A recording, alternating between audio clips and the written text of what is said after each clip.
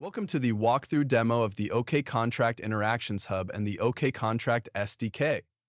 The Hub is a community-driven place where you can browse, watch lists, create, and interact with various smart contracts for token swaps, staking, lending, minting, and so on. Browse smart contracts and organizations. Let's start by exploring the Compound organization with a custom landing page featuring interactions. Then go to a standard index page for contracts and tokens and navigate by blockchain. You can navigate to the contract page where you can find addresses and view a list of interactions associated with this contract. Each smart contract has its ABI page where you can browse and test methods. There's a generated user interface for each method and its parameters. You can explore contract data and navigate inside it. There is also a customized interaction button that will bring you to the editor. For the purposes of this demo, let's go back to the Compound page and choose an existing interaction to supply USDC on Compound 3. For testing purposes, we will demonstrate this contract interaction on Sepolia. On the interaction page, you can see the status, active or not, the smart contract, the preview, specifications, and attestations. You can test the interaction using the preview, choose an amount and see the estimated fees and slippage, and go to the Embed tab to view the auto-generated code snippet, ready to copy-paste into a React app.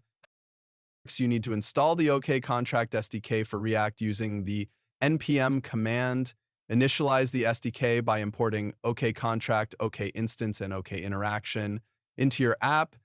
Declare the interaction ID and pass it as a parameter to OKinteraction. We have set up a boilerplate React app for demo purposes. Clone the repo and open the main TSX file. You will see the same code snippet that was generated by the system and is visible on the OKcontract Hub. It contains the interaction ID for the Compound 3 interaction. This interaction ID is used to fetch and build the interaction inside the third-party environment. Let's launch the React app to see the embedded interaction and set an amount. To supply USDC on Compound 3, approval is required.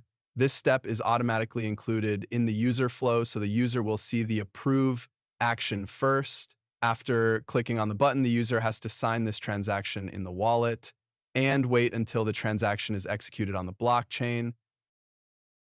Okay, now the supply button is here. The user can sign this transaction in the wallet. Wait until the transaction is executed and event listeners will update the user interface.